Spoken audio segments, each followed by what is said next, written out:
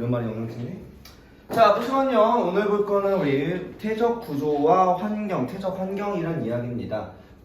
우선은 이 파트는 이제 이단원 맨 앞에, 그러니까 앞에서 화성한 파트가 지나고 그 다음에 이제 직권 구조, 그러니까 아직은 이제 고체지구 파트의 뒷파트라고 생각하시면 되고, 그 뒷파트에서 퇴적불, 그러니까 앞에서는 화성암에 대한 마그마와 화성암에 대한 이야기가 초점이었으면 여기는 이제 퇴적암에 대한, 퇴적에 대한 얘기를 주로 다룰 겁니다.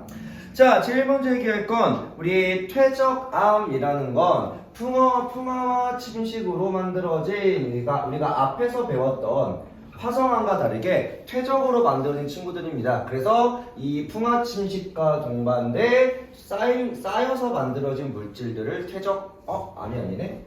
물질이니까 아니 퇴적물이네요. 미안. 퇴적물입니다. 퇴적물. 자, 그렇게 퇴적물이 단단하게 굳어진 걸 퇴적암이다. 그래서 실제로 퇴적물과 퇴적암을 구분하긴 합니다. 퇴적물에서 이제 우리가 암석화가 되면은 암석이 되더라. 그렇게 퇴적물이 다져져서 퇴적암이 되기까지의 전체 과정이 있는데, 이 과정은 이제 단어는 꼭 알아두셔야 됩니다. 이 과정을 우리가 속성작용이라 불러요. 속성작용. 단어 잘 기억해두세요. 단답형으로도 곧장 잘 나오긴 합니다. 자, 속성작용이라는 과정에서 둘로 또 구분했는데, 우선 속성작용의 첫 번째, 얘는 빈칸 조금 이따 채울 겁니다.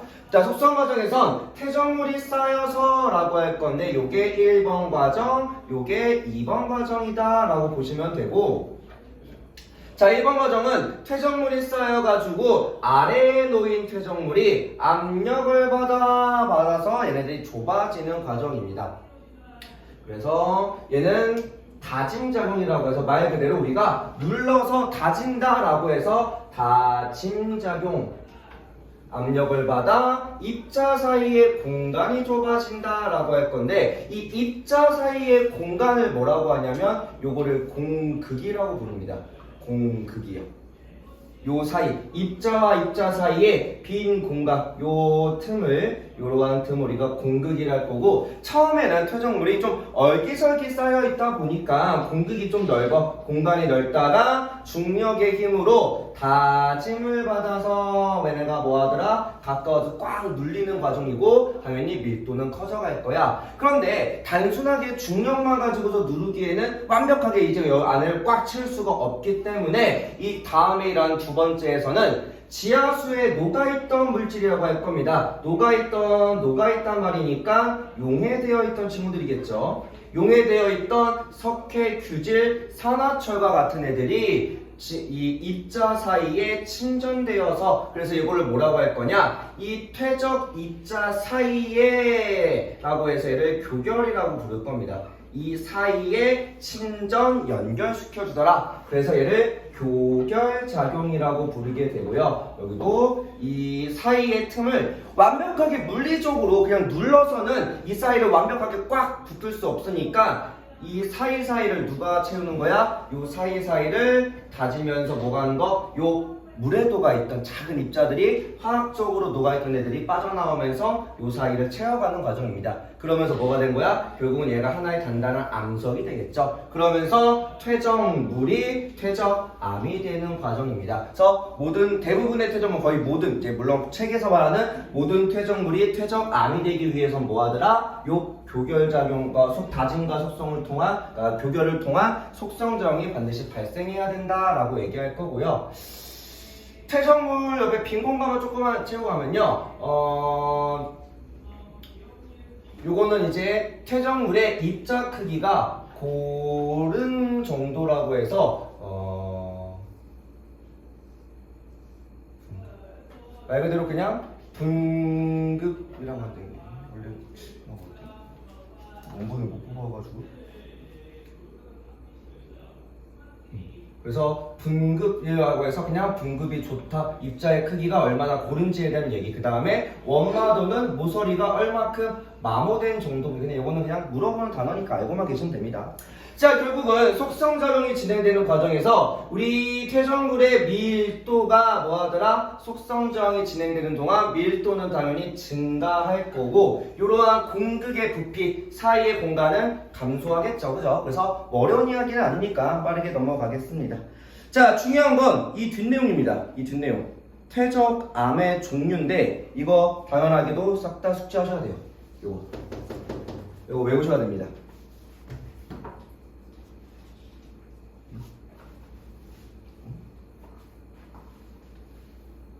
지우개가 없지. 자, 그래서 이어서 하시면요. 자, 이 퇴적암의 종류랑 과정을 잘 외우셔야 됩니다. 외워야 돼요. 그래서 요것들 조금 번거로운 파트가, 사실 여기 파트가 기본이 암기야. 그러니까 앞부분에서의 총 4개 단원 중에서 앞에 소단원 2개는 뒤에 단원을 설명하기 위한 기본 이제 암기에 가깝고, 실제로 가장 어려운 파트는 세 번째 소단원이 이 지칭의 나이 판단하는 쪽이 가장 어렵게 나옵니다. 다만 그거를 하려면 여기 내용이 싹 다 숙지가 되어 있어야 돼요. 자, 먼저 퇴적암의 종류는요, 퇴적물의 기원에 따라서 라고 할 겁니다. 기원이라는 게 뭐야? 어디서 왔는지, 어디서 어떻게 만들어졌는지에 대한 이야기죠. 기원에 따라 세 가지로 구분합니다. 쇠설성과, 위에서 쇠설이라는 단어가 나왔죠. 미우씨, 쇠설이 뭐죠? 민호씨. 쇠설. 얘기나 쇠설이 뭐야? 그냥 느낌대로. 그래, 깎인 거 맞아. 자, 먼저 얘기할 쇠설이란 말은요, 첫 번째 이야기 쇠설성입니다. 총 세 가지가 쇠설, 화학적, 유기적인데, 사실 화학적, 유기적은 여러분도 잘 알고 있다시피 딱 느낌이 오죠. 화학적은 물에 녹아있던 거, 유기적은 생물에서 기원됐겠죠. 그러면 쇠설이란 말은 방금 얘기해 준 것처럼 풍화와 침식, 말 그대로 물과 바람에 의해서 깎이고 부셔진 애들이 만들어진 거야. 쉽게 말하면 우리가 알고 있는 점토, 모래, 자갈 같은 애들이에요.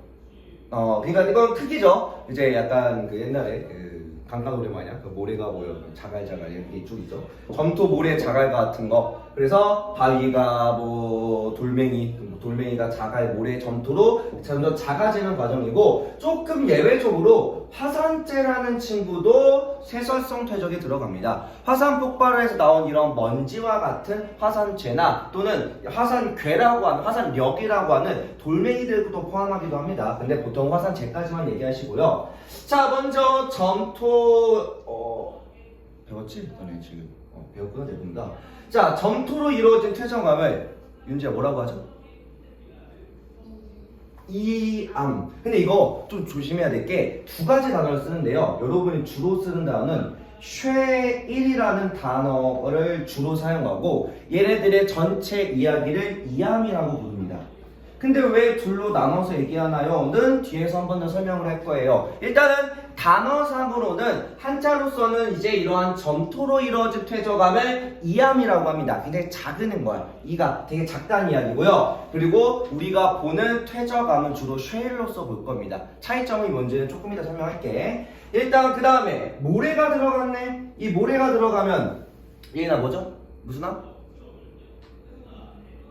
모래? 모래 사자 써서 얘는 좀 단어가 쉬워. 사암이라고 부르고요. 그 다음에 자갈 들어가면, 자갈 들어가면 여감이라고 부릅니다. 애기들은 여러분들 초등학교 때부터 좀 이제 많이 봐왔던 친구라서 잘 기억이 나실 거고요. 자, 그러고서 오히려 더 중요한 건 누구냐? 화산재입니다. 화산재. 화산재 혹시 암석 이름 기억나요? 화산재? 이름 좀 특이한데. 지금 배웠잖아요. 화산재. 맞아. 응자가 들어간 응회암입니다. 사항은 기억 안 난다고 해도 응회암은 기억하네. 역시 특이한 걸 잘 기억해. 그래서 응회암인데 얘가 왜 그러냐? 자, 솔직히 모든 육지에서 쇠설성은 전부 다 육지 기반이야. 얘는 지금 주로 육상 기반의 퇴적암입니다. 육상기관.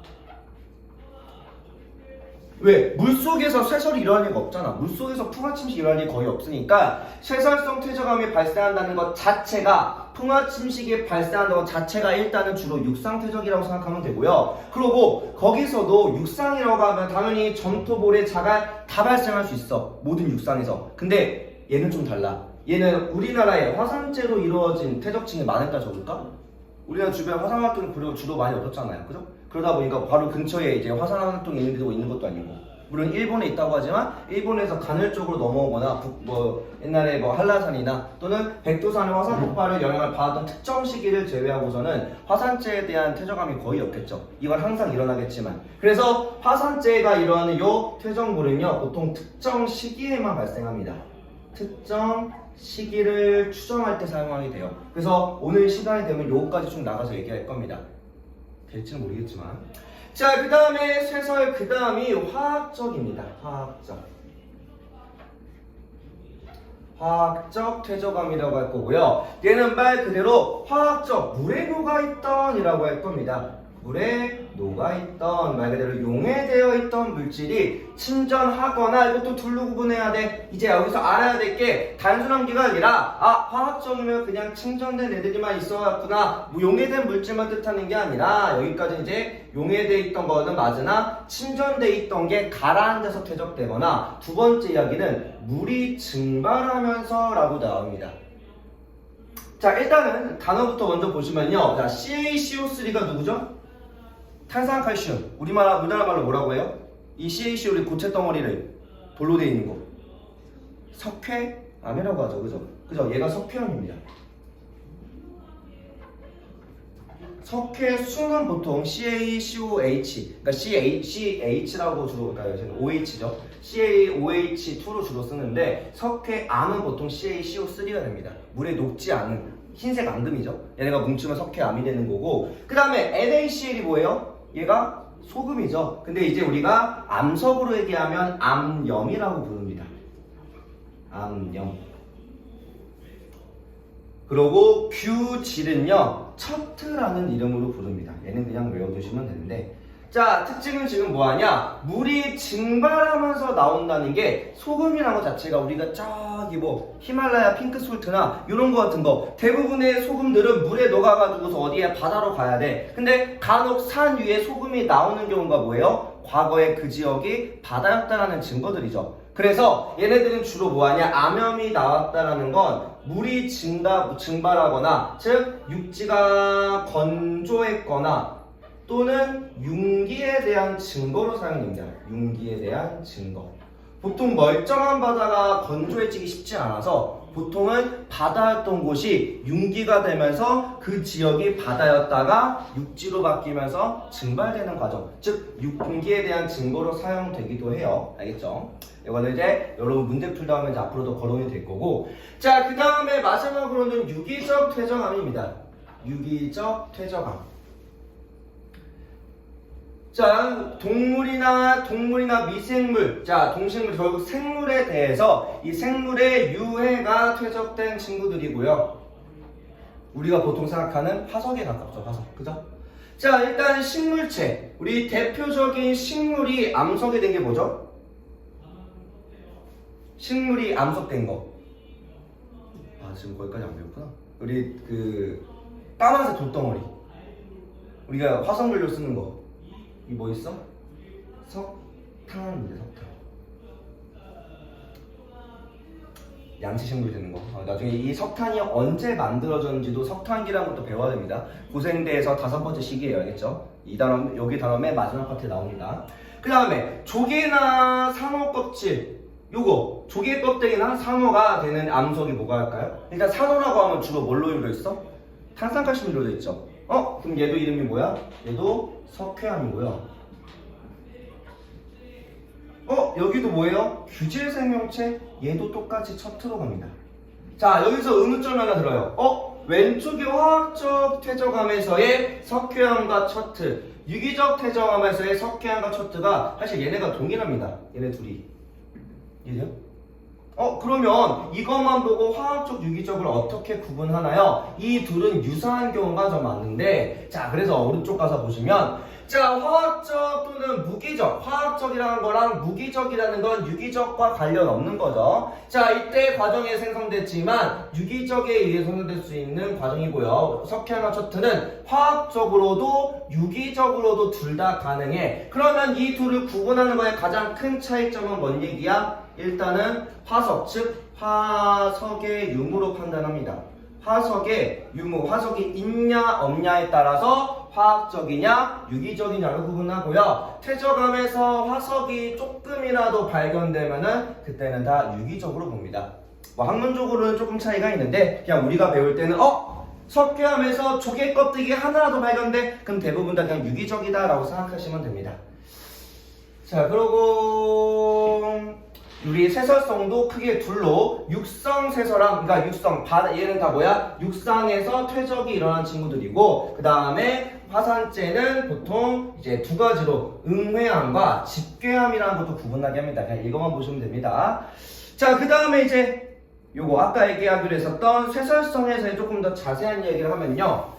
우선 이 쇠이라고 이암의 차이점인데 일단은 이암이 전체 카테고리 맞아요. 이암이 모든 작은 이제 점토 크기의 애기를 구분할 건데 이때 둘 다 작은 점토질이나 우리는 왜 쉐일이라는 단어를 주로 쓰냐 그 이유가 뭐냐면 쉐일에는 층리라는 게 발달합니다.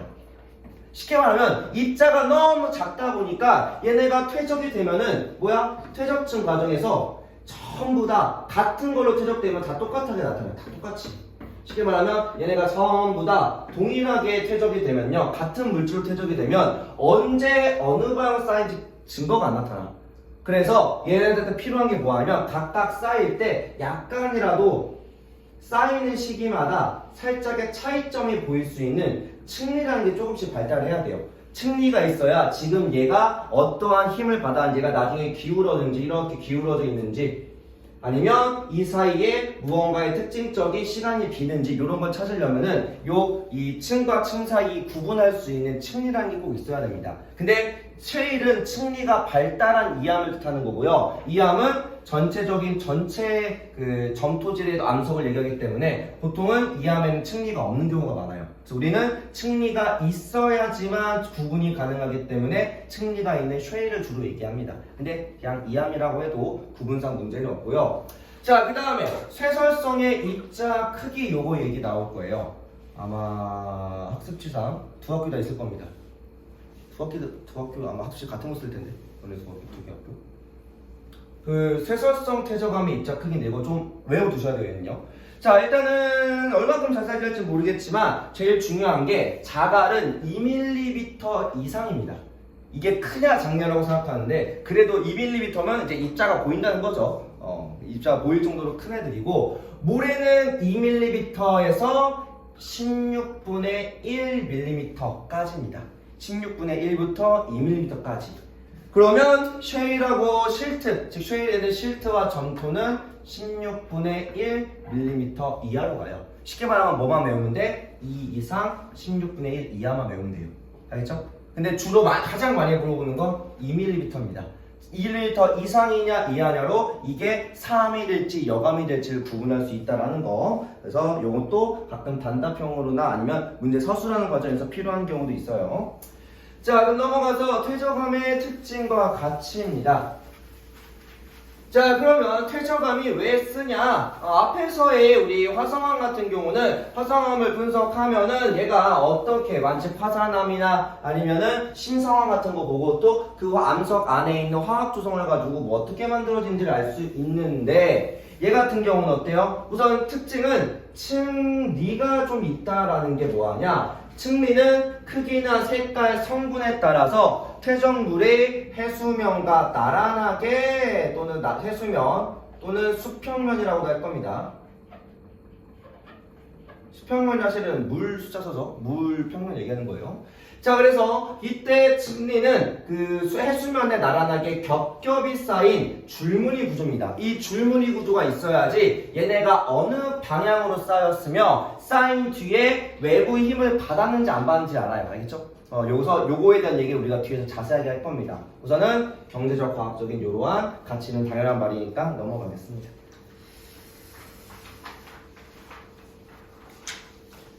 뭐 재미없지? 나도 그래. 남석 별로 재미없어. 졸려요. 자, 그러고서 요거 얘는 그림을 그리면서 같이 할 거고요. 퇴적 구조라고 할 건데 얘부터는 좀 문제가 독립적으로 많이 물어봅니다. 그리고 뒤에 문제 풀 때 얘를 꼭 알아야지만 푸는 문제가 경우가 좀 있어요. 자, 우선은 퇴적 구조라는 건요. 일단 당시 환경의 그 퇴적 환경과 과정을 알려주고 그 다음에 제일 중요한 말이 뭐하냐, 퇴적 구조를 이해하고 있어야지 이 지층이 역전이 있었는지 없었는지를 알아요. 이 역전이 있었냐 없었냐. 그러려면 뭐 알아야 되냐? 얘가 정방향으로 제대로 쌓였는지 역방향으로 뒤집혀 있는지를 알아야 돼. 그래서 얘는 단순히 이름 보고 아 이름이 이렇구나 위에서 암석처럼 그냥 이름이랑 뭐 정의만 대충 외우고 넘어가는 게 아니라 얘네들이 어떠한 환경에서 어떠한 방향과 특징을 가지고 쌓는지를 정확하게 이해하셔야지만 역전 여부에 대한 판단, 즉 해석이 가능해요. 알겠죠? 자, 그럼 여기까지 쭉 하고서 쉽시다.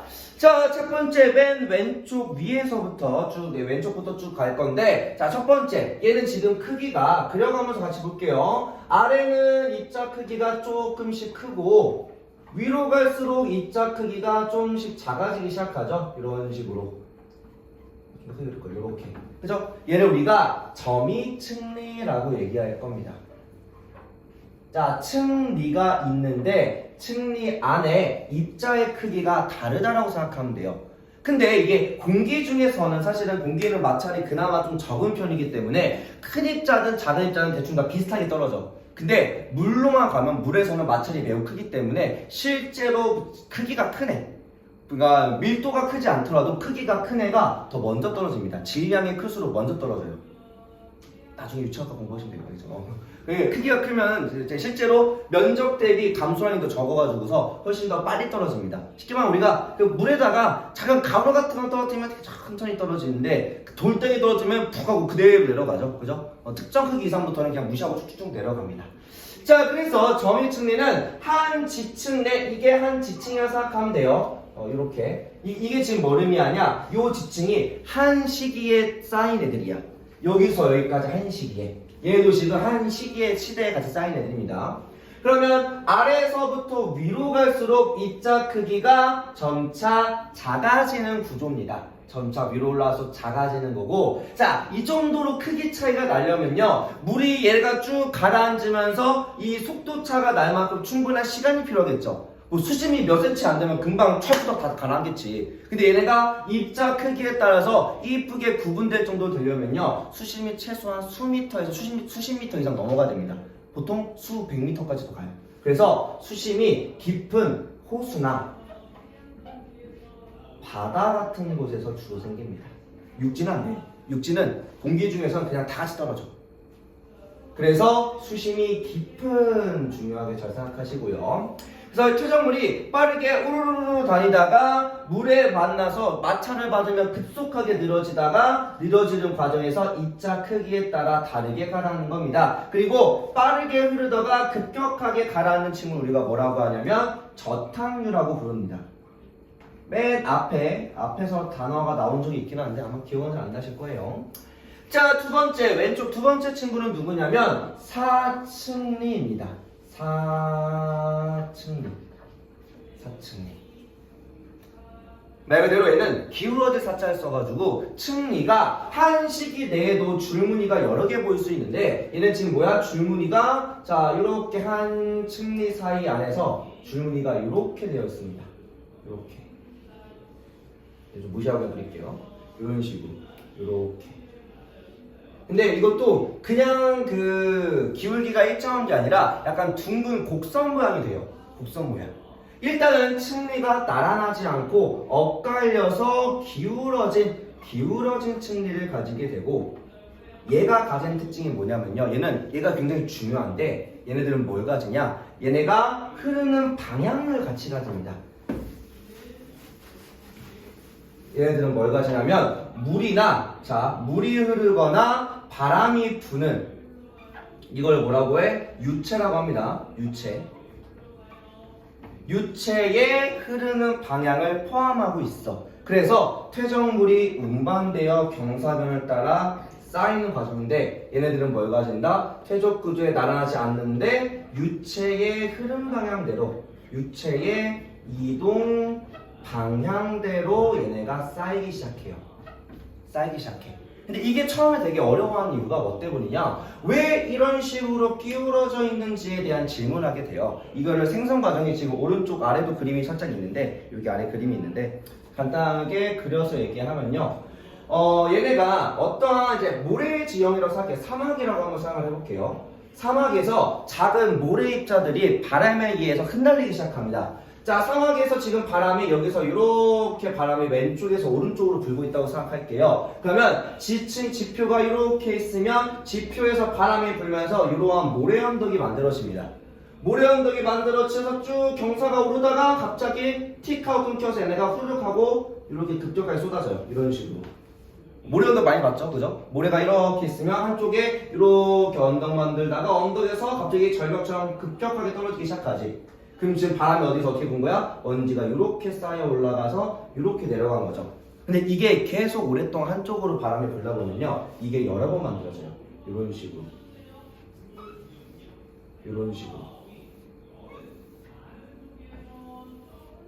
이런 식으로 만들어집니다.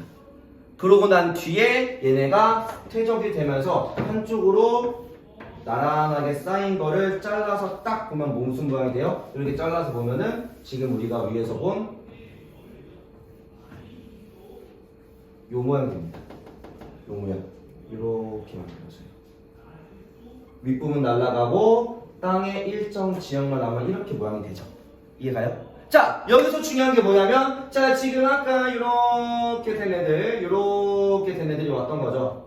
이런 식으로. 그러면 얘네가 퇴적되는 방향이 뭐예요? 이런 식으로 쌓여간 거죠. 이렇게. 그죠?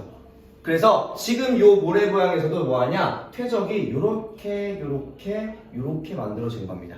퇴적이 이런 식으로 갔던 거야. 그래서 지금 여기는 단순히 얘네가 아래 위로 이렇게 쌓였다가 뿐만 아니라 지금 유체, 물이나 바람이 왼쪽에서 오른쪽으로 쌓여갔다. 즉, 이 이동 방향도 반드시 우리가 찾아야 됩니다. 얘는 찾아야 될 게 역전이 있냐 없냐 뿐만 아니라 뭐도 알아야 돼? 유체의 흐름 방향도 같이 알아야 돼요. 그래서 사층리가 가장 까다로운 문제 중 하나입니다. 나오면 제일 까다로운 문제야. 이 방향까지 봐야 되고 나중에 조금 더 심화로 넘어가면 뭐도 보냐? 이 왼쪽 거랑 오른쪽 줄무늬랑 어떤 게 먼저 쌓인지도 물어봐요. 보통은 이동 방향 쪽이 먼저 쌓인 겁니다. 알겠죠? 날려도 얘기하고요. 자, 그 다음에 세 번째 이야기는요. 연흔입니다. 연흔. 이때의 연자는 물결 연자예요. 말 그대로 물결의 흔적입니다. 물결의 흔적. 그러면 이제 우리가 얘기는 이거 보면 간단해. 얘는 이렇게 돼 있는 건데 이게 지금 그 당시에 물이 뭐하냐? 빙글빙글 그 위에 물이 이렇게 있었다고 하면은 물이 찰랑을 누르면서 이렇게 깎은 거예요. 이런 식으로.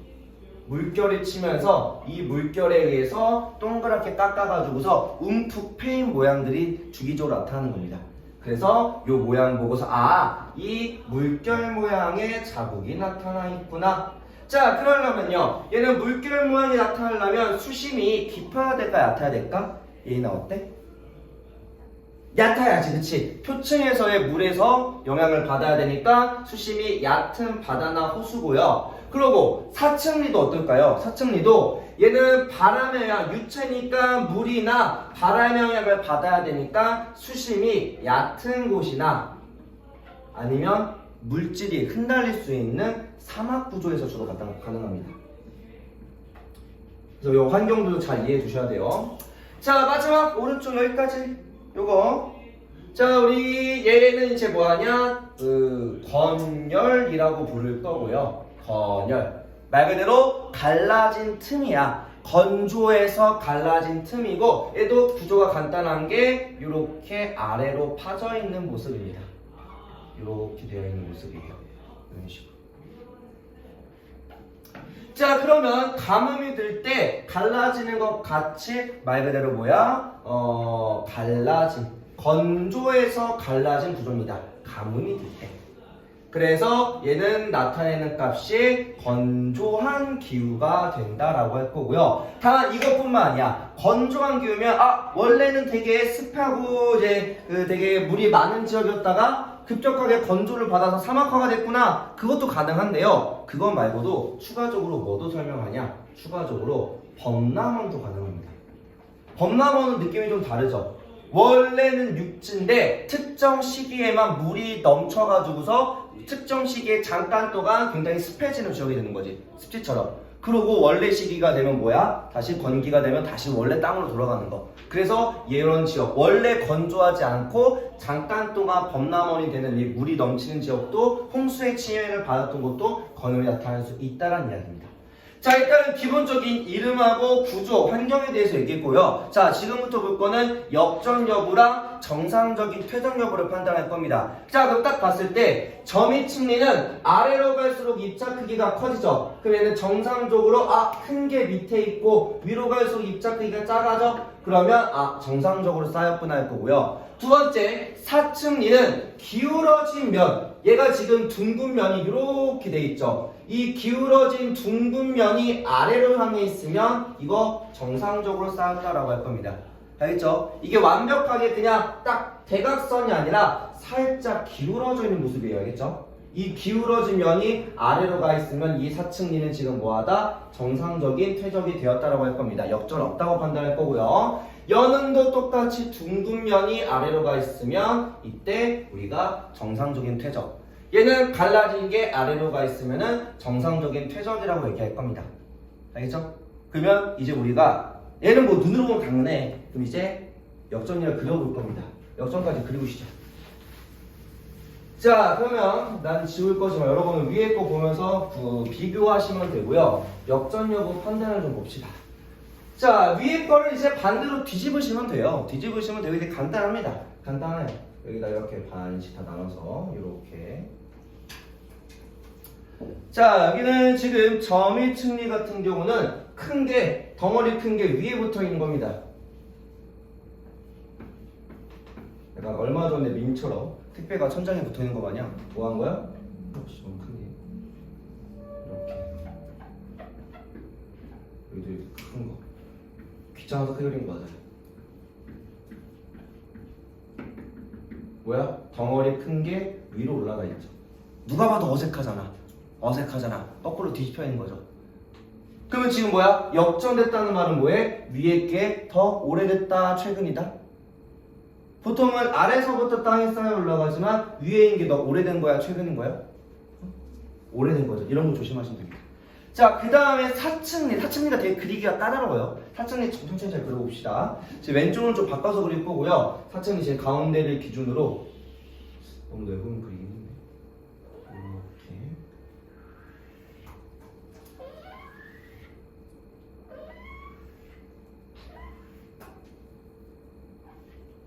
그 다음에 얘는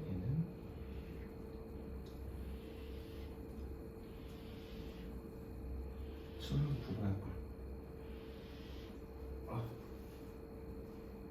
제목 그렇다. 미안해. 그래, 내려가서 기울기가 사실 막히 그렇네. 자, 근데 얘는 그럼 지금 뭐야? 둥근 면이 지금 다 이렇게 위로 향해 있죠. 이렇게 기울어진 둥근 면이 지금 다 위로 향해 있는 거지. 그치? 그럼 얘도 역전되어 있구나. 근데 여기 이거만 뭐 끝이 아니야. 자, 지금 얘가 두 가지가 있어요. A층과 B층이 있다고 생각합시다. 자, 그러면 A층은요, 왼쪽과 오른쪽 중에서 어느 방향으로 쌓인 거야?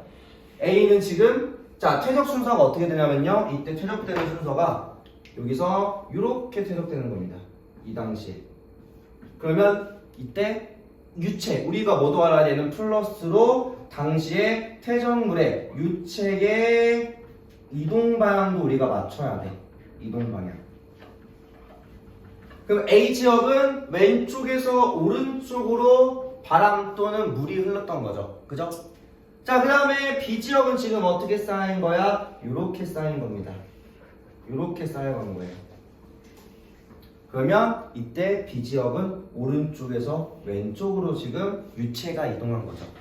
그러면 둘의 시기도 당연히 A 다음에 B 순서로 A 쌓이고 그 다음에 B를 쌓였을 건데 A와 B의 이제 A가 더 오래됐어. A와 B 사이에 유체 이동 방향도 시기가 바뀌면서 지층이 쌓이는 순서가 바뀌면서 뭐가 된 거야? 변화했다는 이야기죠. A 시기와 B 시기는 바람의 방향 또는 물의 이동 방향이 서로 달랐다라고 추정하는 겁니다. 알겠죠?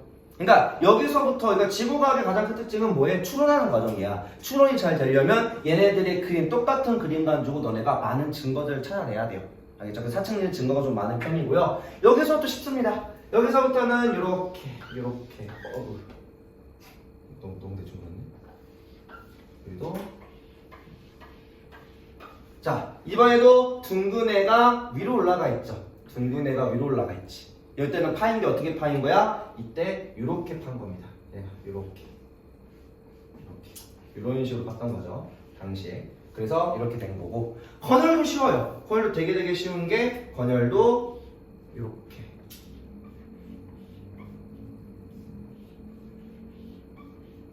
돼 있어요. 그래서 여기도 위로 뾰족한 게 되어 있으면 뭐가 되더라? 역전이 있다라고 할 겁니다. 그럼 역전은 지금 뭐야? 이렇게 봤을 때 역전에서는 아래서부터 위에서부터 이렇게 순서로 봐야 되죠. 퇴적 순서가 어디서부터? 위가 더 오래된 애고요. 아래가 더 최근 지층인 겁니다. 알겠나요? 그래서 뭘 판단해야 한다? 역전에 대한 판단 여부부터 보셔야 돼요. 알겠죠? 퇴적 구조 딱 보자마자 제일 먼저 역전 여부 판단, 두 번째 각 특징으로 환경하고 구조 보는 겁니다. 그래서 실제로는 역전 판단, 환경이랑 구조 판단 거꾸로 보시면 돼요. 일단 여기까지 하고 잠깐 쉬었다 합시다. 시작할게요. 자, 그래서 앞에서 쭉 얘기했던 이런 친구고요. 자, 역전이라는 말은요. 자, 말 그대로 이제 자, 여러 지층이 쌓였을 때 원래는 아래 지층이 먼저 쌓인 거야. 하지만 지각 변동을 받으면 먼저 쌓인 지층이 위에, 그러니까 오래된 층이 위에 놓이는 상황이고요. 자, 그 다음에 지금 여러분 빈칸이 다 채워져 있는 상태죠. 자, 그거를 기반으로 얘기를 하면 퇴적 구조가, 자, 저거 적었죠. 자, 퇴적 구조가 네 가지가 이렇게 예시 그림이 나옵니다. 그러니까 여기서 나올 수 있는 그림이 총 두 가지가 모형, 그러니까 말 그대로 모식도가 있고요. 그 다음에 얘는 뭐야? 실제 예시 그림입니다. 예시, 사진. 그죠? 실제 사진인 거고, 예시 사진과 얘네들은 모식도죠. 얘네들은. 이렇게는 모식도. 자, 그런데 여기서 좀 차이점이 좀 있는 게, 자, 지금 점이층리, 사층리, 연은, 그 다음에 그 밑에 있는 요거까지, 건열까지는요, 이 친구들은, 자, 점이층리, 사층리, 연은 건열인데, 지금 점이층리랑 사층리는요, 이거 무슨 구조야? 단층이야, 표면이야? 그러니까, 그러니까 말 그대로 수직 단면이야? 아니면은 얘는 표층이에요? 얘가 지금 뭐야? 점이층리, 사층리. 지금 여기가 층리라고 생각하면 됩니다. 층리 이렇게 있고 이렇게 기울어져 있는 거예요. 이런 식으로. 이렇게. 얘는 이렇게 입자 큰 애들이 이렇게 있는 거고요. 그리고 얘는 지금 뭐하냐? 이렇게 있는 겁니다. 그리고 이렇게 갈라져 있는 거고요. 이거요? 자, 이 둘은 지금 뭐야? 이 둘은 단층. 그죠? 수직 단면이죠. 단면, 수직. 즉 단층, 단면입니다. 단면. 그쵸? 수직 단면이고요. 얘는 지금 뭐야? 표면 그림입니다. 이해가요? 그래서 실그림은 실제로는 우리가 얘는 점이층이나 사층리는 수직 단면을 주로 보는 거고요. 얘는 지금 뭘 보는 거냐? 표면을 보는 겁니다. 알겠나요? 그래서 얘는 층리와 층리 사이를 보는 거고 얘는 이 단층을 잘라서 단층 전체를 본다고 생각하면 돼요. 자, 모식도로 가면 모식도는 전부 다 뭐야? 모식도는 전부 다 단면 그림이죠. 그죠? 그래서 얘네들은 지금 이 둘 그림은 이렇게 조금 올려서 보면 이 둘은 뭐만 가능해? 단면 그림만 가능한 거고요. 요 둘은 지금 단면 플러스 단면과 그 다음에 표면 그림이 둘 다 사용될 수 있다라고 생각하시면 됩니다. 이게 실제 문제에서도 물어보는 경우가 있어요. 얘는 표면에 대한 그림인지, 아니 쉽게 말하면 침리면, 표면을 다른 말로 뭐라고 하냐? 표면을 침리면이라고 불러요. 쉽게 말하면 요게 하나가 층리니까 요 층리면을 보는 거냐 아니면 단면 전체를 봐야 되는 거냐, 이러한 차이. 얘는 층리만 봐서 몰라. 왜? 층리는 뭐만 쌓여있어? 조그만만 쌓여있고, 여기 층리자는 뭐가 돼있어? 덩어리가 이렇게만 잘려있을 거니까요. 이런 식으로. 이해돼요? 그래서 이러한 차이점이 좀 있더라 라고 생각하면 되고요. 자, 그럼 이제 밑에 내려와서는 이 퇴적 환경을 기준으로 실제 지형에 대한, 환경에 대한 얘기를 볼 겁니다. 자, 퇴적 환경은요, 위치에 따라 육상, 연안, 해양 환경으로 구분할 거고요. 여기서부터는 꼭 나오냐 안 나오냐에 대한 질문에서는 나도 답하기 좀 어려워요. 이건 여러분들 교과서랑 학교생 스타일마다 다릅니다. 이거를 되게 간단하게 또는 설명 안 하신 분도 계시고 자세하게 설명하신 분도 계십니다. 자, 우선 얘네들을 쭉 구분해서 보면요, 이렇게 나눠서 보시면 됩니다. 여기가 육상, 그 다음에 연안, 그 다음에 해양입니다. 구분해서 보시면 되고요. 자, 먼저 육상 환경에서 나올 수 있는 특징이 뭐냐? 자, 가장 많이 다양하게 있는 게 일단 첫 번째가 호수입니다. 호수에 나올 수 있는 위에서의 퇴적 구조. 과연 우리 뭐 있을까? 3개나 있어. 4개 중에 3개가 여기 포함돼요.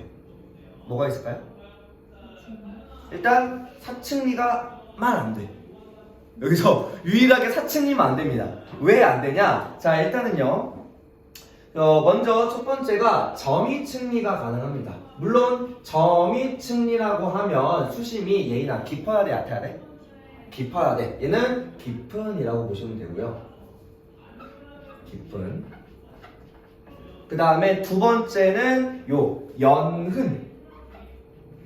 연흔은 말 그대로 이번에는 얘는 얕은이 되겠죠. 그래서 호수도 깊은 호수가 안쪽이 있고 얕은 호수 끝에도 있잖아요, 그죠? 그 다음에 마지막이 건열도 가능합니다. 호수라는 것 자체가 당시에 건규기와 같은 비가 많이 올 때 적게 올, 우리 지금 저수지도 마를 때가 있고 되게 물이 많이 차 있을 때가 있단 말이야. 그래서 물이 많이 찼다가 빠진 지역이 건열이 발생할 수 있습니다. 아까 말한 범람원처럼요. 그리고 범람원은 이제 범람원부터가 뭐 하는 곳이냐? 강 하류 쪽입니다.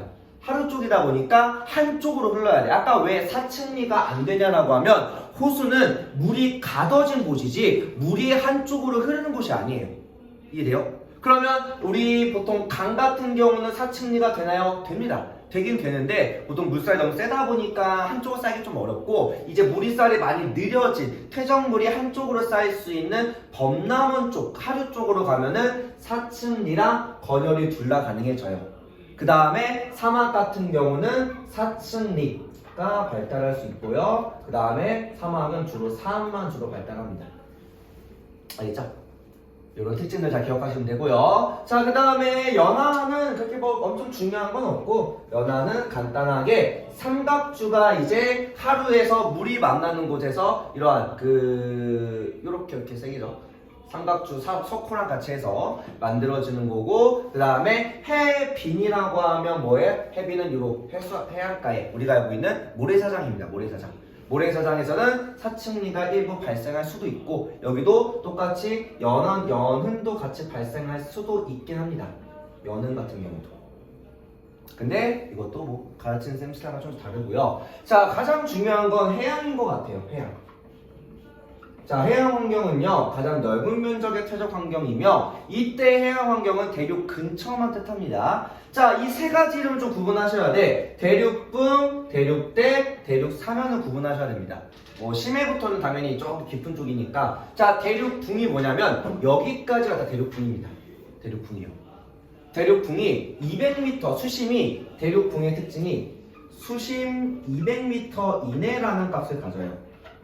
앞에서부터 들었으면 일단은 맨 앞에 우리가 음양특시법 가지고서 해양지역을 탐사할 때 대륙붕, 대륙대라는 말이 나오긴 해요. 그때 얘기했던 게 수심 200m 주로 이내의 대륙 근처의 지역이야. 서해가 다 여기에 속합니다.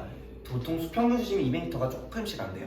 알겠죠? 그래서 이 베네디트 굉장히 얕은 지역이라고 생각하면 되고요. 대륙대는 요 지역 바깥 딱 여기입니다. 여기 대륙대.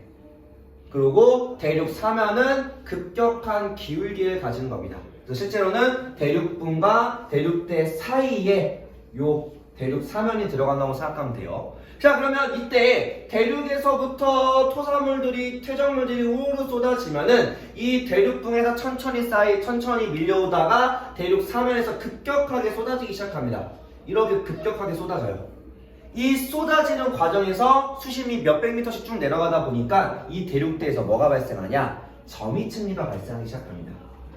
아까 말했죠. 점이층리는 수심이 깊은 호수나 바다에서 가능하며 이 토사물들이 한 번에 우르르 쌓일 때, 쉽게 말하면 큰 홍수나 이러한 비가 많이 와서 토사물이 막 쓸려 내려올 때 여기서 밀려온 토사물들이 대륙대에서 심해저 사이에 우르르 쌓이기 시작합니다. 그래서 심해저에서도 점이층리가 일부 나타날 수도 있긴 해요. 자, 그래서 여기서 정리하면, 자, 대륙붕은 이 정도로 수심이 굉장히 얕은 지역이고, 대륙붕에서 대륙 사면을 따라서 급격하게 기울어진 요 기울기가 있는 지역, 보통 3에서 한 5 정도 되고요. 그 다음에 대륙대는 이 사면에서 완만해지면서 얘네가 토사물들이 주로 쌓이는 곳이라고 생각하면 됩니다. 그러면 이 대륙대에다가 뭐가 이 저탕류라는 건 아까도 위에서도 말했듯이 그 기울기가 급한 곳에서 수시 퇴적물들이 빠르게 흘러내리는 흐름 자체를 저탕류라고 부르게 되고, 저탕류의 결과물로 뭐가 나타나? 점이층리가 나타날 수 있습니다. 알겠죠? 그래서 이러한 흐름을 우리가 저탕류라고 부르더라 라고 기억하면 되고요. 자, 앞에서의 암성 이야기랑 같이 이어서 얘기하면요, 건조한 기후의 특징, 증거를 두 가지로 잡을 수 있어. 자, 퇴적과 같이 얘기하면, 자, 지층에서 먼저 이 증바람에 대한 결과가 뭐였죠? 증바람? 아까 얘기했던 거, 증바람. 일단은 이 위에서 얘기한 퇴적 구조에서 건조한 기후의 특징이 건열이었고요. 두 번째, 암석에서 증발의 흔적이 뭐였죠? 바닷물이 증발하면 거기에 뭐가 생겨? 바다를 증발하면 바닷물에 녹아있던 그 물질이 남는 거. 우리가 봤던 염전이라고 하는 그 친구들이 뭐야? 암염 같은 애들이죠. 그래서 암염이 있거나 건열이 있으면 그 당시에 얘가 무언가 건조한 기후 영향을 받았다라고 하는 추정값을 가지게 됩니다. 알겠죠? 넘어갑시다.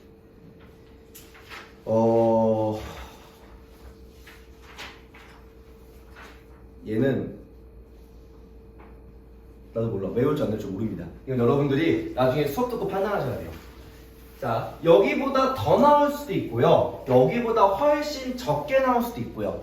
이거는 가르치는 쌤 스타일마다 많이 다른데, 두 학교 학습지를 내가 대략적으로 알고 있다 보니까 너네 학습지에는 조금 적혀있는 걸로 알고 있긴 해요. 근데 이제 이거 말고도 이것저것 많이 있다 보니까 자세히 나오지 않아요. 일단 교과서나 학습지 위주로 보시면 되고요. 얘를 다 외우냐라는 건 지금은 필요 없고 나중에 시험 기간 들어가서 조금 더 외우시면 됩니다. 나오는 거 위주로. 근데 얘도 구분하는 간단한 이야기가 있어요. 자, 첫 번째, 지금 여기다 적을게. 지금 크게 세 수로 구분할 겁니다. 이거는 시대별로 지질 시대 순서로 구분하는 거예요. 지질 시대 구분. 지질시대로 구분하는 겁니다. 자, 지질시대 하면 크게 세 가지 있죠. 고, 중, 신으로 가죠. 첫 번째는 고생대 이야기예요. 사실 이것보다 더 자세히 줄 수 있긴 하지만 여러분의 가장 첫 번째 뼈대를 잡는 건요, 고생대, 중생대, 신을 좀 칸 두세요. 신생대로 구분하면 되는데, 여기는 여러분들이 중간고사 때 봐왔던 그 화성암의, 그러니까 우리나라의 주요 암석에 대한 얘기랑 같이 조금 엮여 있긴 합니다.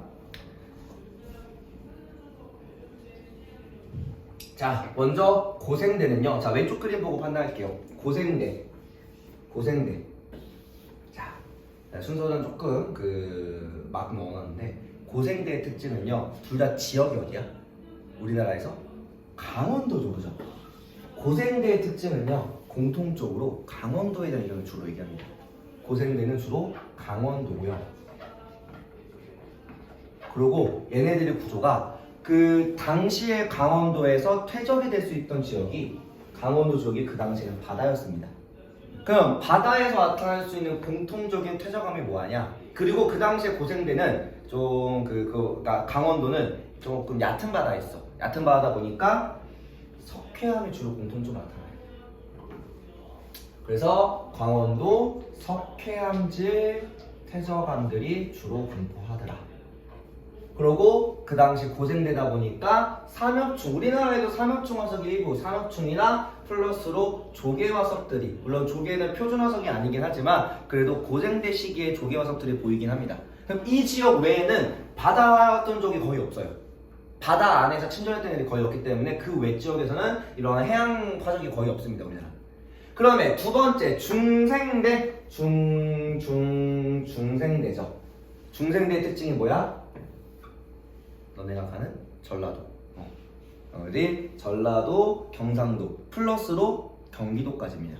그래서 중생대는 경기도, 경기, 전라, 경상도. 충청도는요, 있긴 한데요, 많이 얘기 안 합니다. 충청도로 가능해요. 그러니까 쉽게 말하면 강원도랑 제주도를 제외한 나머지 지역은 거의 다 중생대 당시 퇴적이에요. 특히나 경기, 전라, 경상 같은 애들은 지금 다 퇴적물들이 호수 지역이야, 호수. 여기는 다 육성 퇴적물입니다. 육상 퇴적물. 호수다 보니까 여감, 삼, 쉐 같은 게 주로 나오죠. 그죠? 그래서 얘는 주로 그 당시에 호수 지역의 퇴적물들이 보이고, 추가적으로 전라북도 마이산, 이름이 좀 특이하죠? 마이산이라는 곳 안에는요, 이렇게 구멍이 뻥뻥 뚫린 구멍이 좀 보입니다. 약간 그 관리하는 피부처럼, 그죠? 곰보처럼 얘네가 지금 뭐가 일어서 이걸 우리가 타폰이라고 불러요. 타폰이. 타폰이라는 것 자체가 뭐 하냐면 여러 물질이, 그러니까 여감과 같이 여감, 삼, 쉐이가 그 점토가 쌓이는 과정에서 얘네가 쌓인 이후에 차별 침식, 퇴적, 그러니까 풍화 침식을 받는 차이가 좀 발생하면서 빨리 깎이는 애들이 우선적으로 떨어져 나간 겁니다. 알겠나요? 그래서 실제로 퇴적암에서 일부 애들이 먼저 떨어져 나간 구멍 뚫린 구조가 보이는 거 우리가 타포니 구조라고 얘기하고요. 배우게 되면 간혹 단답으로 자주 나오기도 해요. 그 외에는 뭐 연은, 건열, 층리, 호수에서 나타날 수 있는 다양한 퇴적 구조. 당연히 중생되다 보니까 공룡화석 같은 경우도 나오긴 합니다. 알겠죠? 여수 근처가 고성이에요. 갈 수도 있어요. 자, 그 다음에 신생대라고 하면 딱 한 가지밖에 없습니다. 제주도요. 제주도. 지금 우리나라에서는 제주도 시기에 쌓인, 제주도 시기에 생성된 요 신생대. 제주도 자체가 신생대에 만들어졌어요. 알겠죠? 그리고 제주도 자체는 화산 폭발로 만들어지다 보니까 화산, 수성이면 물속이에요. 물속의 화산 활동으로 주로 나타나니까 해저 화산이라는 겁니다. 화산 활동이기 때문에 얘는 특징이 뭐야? 얘는 화산 활동이기 때문에 응해암, 즉 화산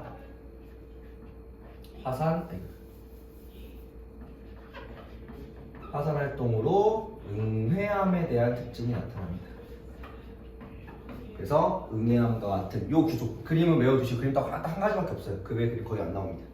그러면 딱 구분한 게 뭐야? 고생대 강원도, 중생대 경기, 충청, 전라, 경상 주로. 그 다음에 제주도는 이제 신생대 제주도, 이렇게 구분하시면 됩니다. 이게 가장 큰 틀이고요. 문제도 풀면 좋으나 시간이 많이 없으니까 여기까지 하고 다음 파트로 넘어갑시다.